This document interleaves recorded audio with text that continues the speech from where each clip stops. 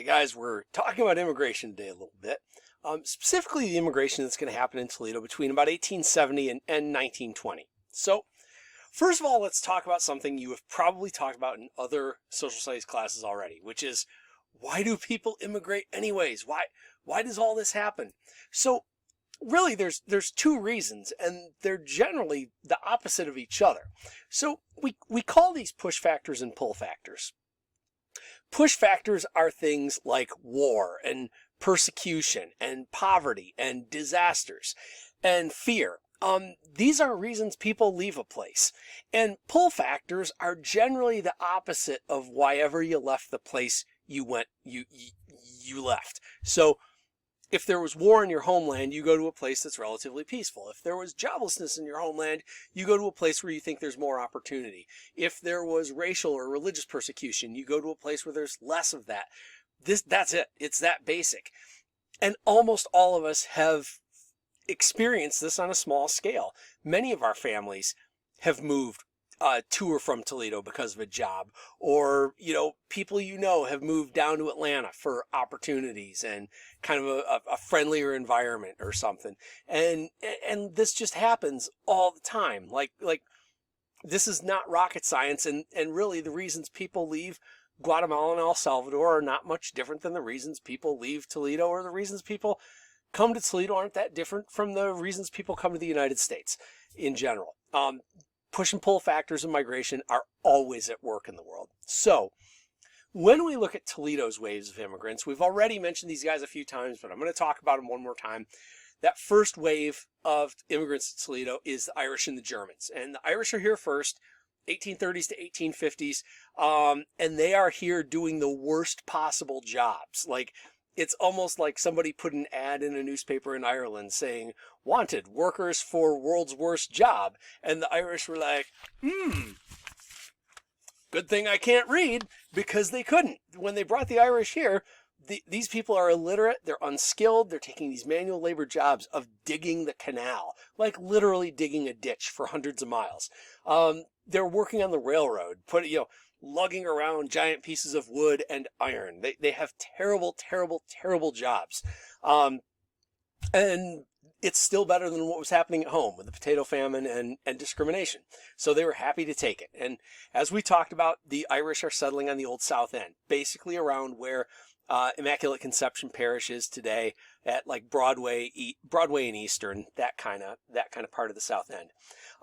Germans come kind of concurrent with that, and then going a little bit later.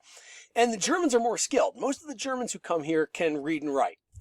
And they are tradesmen and craftsmen. So you find that the Germans are working as the carpenters and the shoemakers and the teamsters, driving, like a bunch of horses that pull wagons. They're doing more skilled jobs than the Irish were here. And they basically lived west of downtown. So if you guys can imagine, like Collingwood and Hamilton, like City Park in Nebraska, Dorr and Collingwood, that is kind of this original German neighborhood called Lanks Hill that we've talked about before. This cartoon here kind of shows how these folks were welcomed by what we'll always call real Americans. And remember, real Americans are people who have been here 15 minutes longer than you. So when these guys get here, real Americans view them like this. The Irish are drunk on whiskey, the Germans on their lager beer, and they are stealing our votes. Sound familiar? It's the same stuff people say about immigrants today. It's the same stuff they said about them in the 1920s. Same things they said about them in the 1880s. Same things they said about them in the 1830s. It's the same stuff all the time. Second wave of immigration, in large part, especially as it relates to Toledo, Ohio, we have this guy in this picture. Like, we can pin it on one guy who is really responsible for immigration here. And this guy was the Emperor of Germany, the guy who cobbled Germany together. Now, if you don't know a little bit of German history, this is pretty. First of all, I can't believe we don't teach it in every world studies class, but a lot of times we don't because it's not in the state curriculum. But it's so important to understanding literally everything else that happens in Europe afterwards. So First of all, let me blow your minds by telling you there was no such thing as Germany before 1871. And you're like, what? There were no Germans? That's not what I said. Germans existed as an ethnicity going back, 14, 15, 1600 years. There were Germanic languages going back and people who saw themselves as Germans. And then that German language kind of modernized and evolved over time, and more people thought of themselves as Germans or Germanic. Okay, you've heard of the Holy Roman Empire. That was basically Germany. As was said in Wayne's World when I was a kid, it was neither holy nor Roman nor an empire. Please discuss. All of these Germans lived in different states. So they lived in a country called Westphalia. They lived in a country called Prussia. They lived in a country called Rhineland-Palatinate. They lived in the Grand Duchy of this and the Kingdom of that and blah, blah, blah. And if you look at a map of Germany of what is today Germany, prior to the 1870s, it's just dozens of little bitty countries that had a king or a prince or a duke who ran the place and kind of did what he wanted.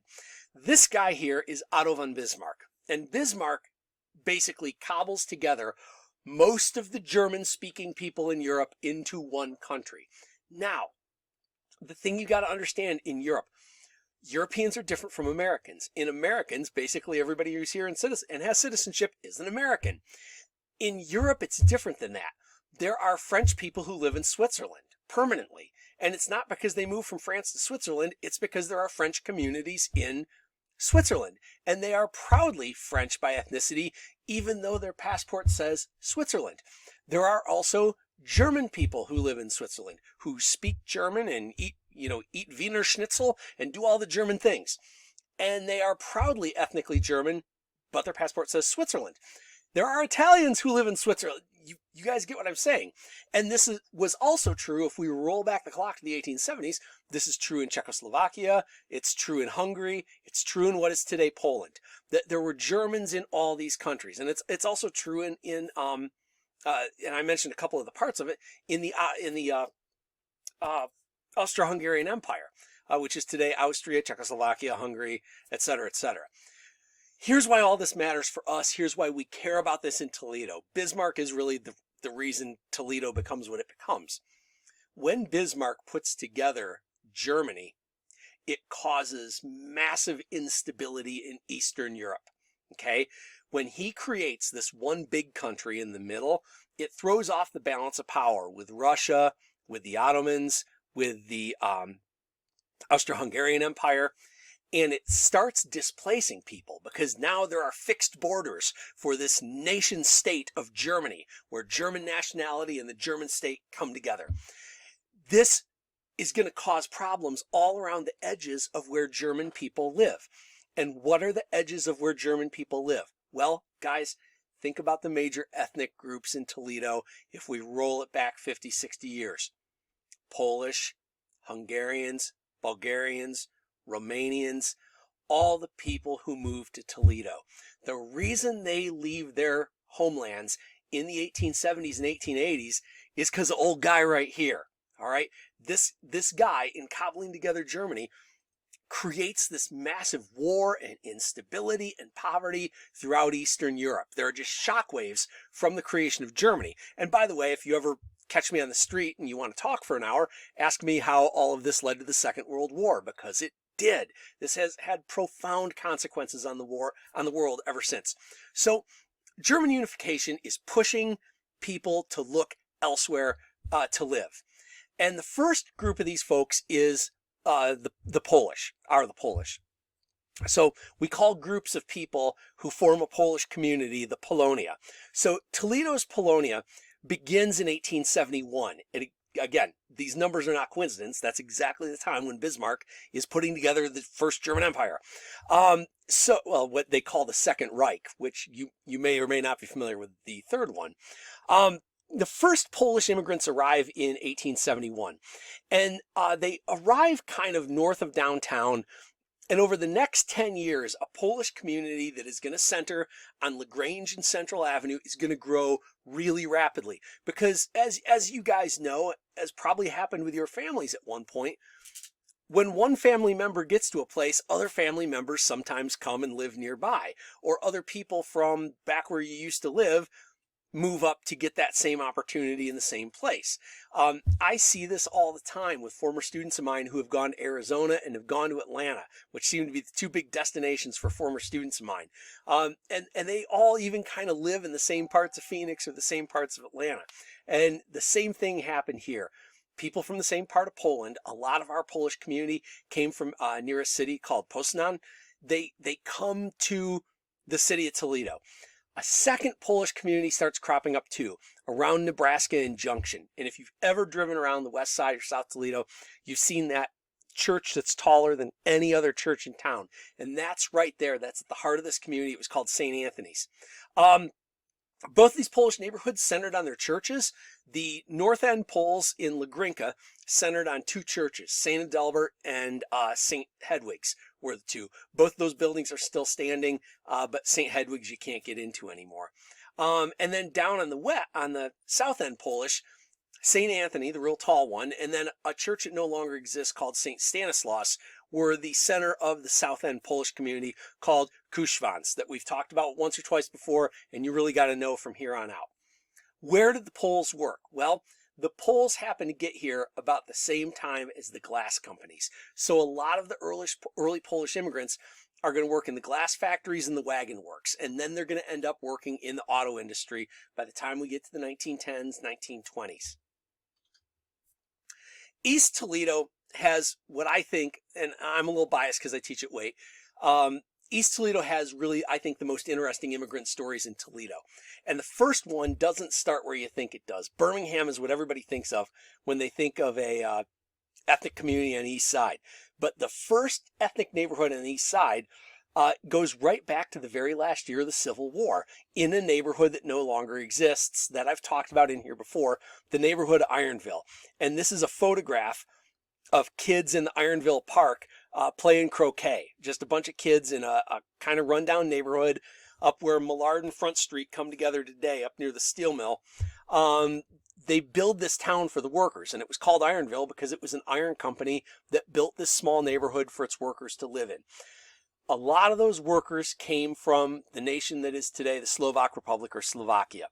And Ironville becomes our first important ethnic enclave on the east side of second wave immigration.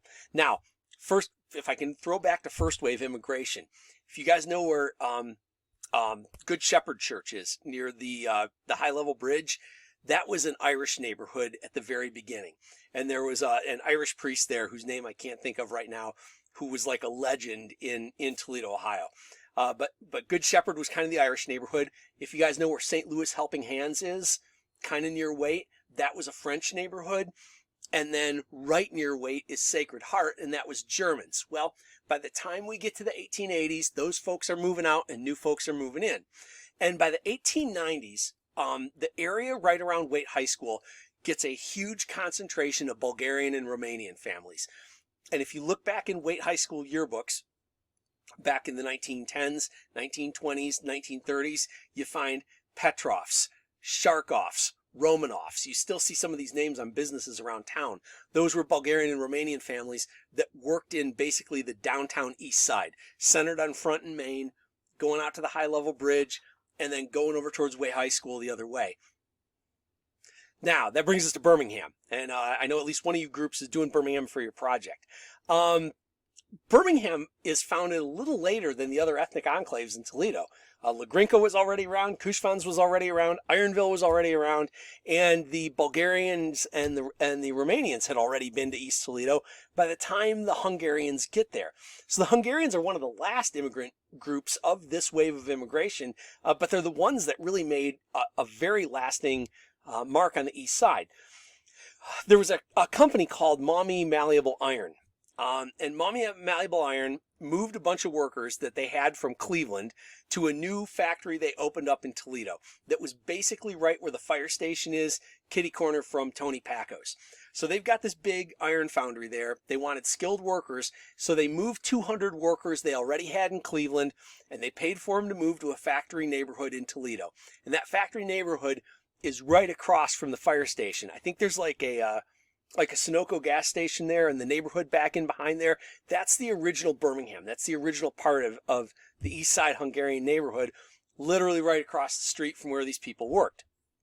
That community obviously grows from a nucleus at Consall and Front Street, not towards the river, but back towards the train tracks and Duck Creek and stuff. By 1900, there were 647 Hungarian born. So if you look at that, in 8 years, they triple the size of the community. In another 20 years, it goes from 600 people to 3,000 Hungarian born people. So this is an enormous increase in the Hungarian population that really happens in like a 28-year period. You go from 0 to 3,000 people in a neighborhood that never existed before. Centers of these neighborhood, the Hungarian Reformed Church. You guys have probably seen this one. It's on Bakewell. If you're an East Sider, you know where this is, and you know this building. It's tucked in back behind Tony Paco's. And then across from Paco's at Magyar, which Magyar is the Hungarian word for Hungarian, at Magyar and Consall is St. Stephen's, which has those kind of really distinctive domes on top of it. One of the things that's really interesting about Birmingham and Ironville is that, Lagrinka came right up next to the Jewish neighborhood in one part and the Arab neighborhood down at the south. Kushvans came right up to the African-American neighborhood, the German neighborhood, and then butted up against the Airline Junction and the Irish neighborhood. That wasn't the case with Birmingham and Ironville because they were kind of like islands. If you think about the way Birmingham is today, Birmingham has railroad tracks. There's marshes from the ravine at Ravine Park that come through back there. And then there's like the interstate today goes through, again, what was kind of a wasteland back then. Birmingham was really isolated from the rest of the East Side. And then past Birmingham, Ironville was even more isolated going northeast on the East Side. So these stayed really distinct ethnic enclaves basically because they were islands and they didn't have to have shared territory with any other groups. Oops. We'll finish this up talking about the peaks here. Immigration from these countries surged through 1917. Every year, more and more people through 1917. Then the United States gets involved in World War I. World War I and America's reactions to it change everything in this country. I mean, absolutely everything. People got really worried that if you guys know a little bit about World War I, at the same time America got involved, Russia dropped out because of their communist revolution, and this got everybody in the West just absolutely convinced. This is really the beginning of hardcore anti-communism in the West. The reason they go so hardcore on anti-communism at first is because these are the guys who stabbed us in the back in the World War. They were fighting the Germans, and then they dropped out. And then the Allies almost lose the war until America tag teams in and comes in to kind of save the European democracies. And so there is some real hatred of Russia because of that. Now, here's the thing. In America, we're not always too bright about immigrants. And so if some people are speaking a Slavic language, all of them are the same. And so a lot of Americans start saying the Poles, the Hungarians, the Slovaks, the Romanians, the Bulgarians, they're all the same as the Russians. Keep them out.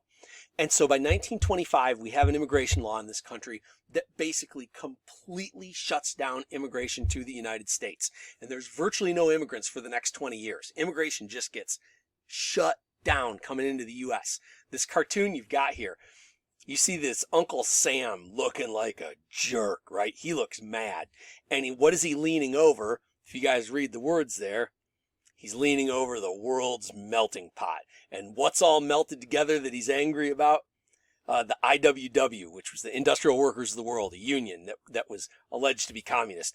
Bolshevism, the red flag, the mad notions of Europe, anarchy, un-American ideas. And then the title of the cartoon is "We Can't Digest the Scum." This is the way Americans talked about immigrants in the 1920s. Okay, many of these immigrants were probably relatives of a lot of you guys. And the real Americans, which is again, people who have been here 15 minutes longer than you, this is how real Americans viewed immigration at the time. Now, what's going to happen in Toledo? Yes, we're basically cut off from Hungarian immigrants and Bulgarians and Romanians and Poles and everything, but all of them are going to have a dozen kids, okay? They're going to have big families, and so these neighborhoods are going to keep growing even though there's no more immigrants coming in. But the really cool thing that happens as a result of this, as an unintentional result of this, is that we're going to have new internal immigrant communities, internal migrant communities that are going to completely reshape Toledo and become far more important than the old neighborhoods ever were. So, and far more consequential for the city's history. So anyways, this is the end of our discussion about the Eastern European immigration. Thanks for sticking with me on this, you guys. And as always, be well.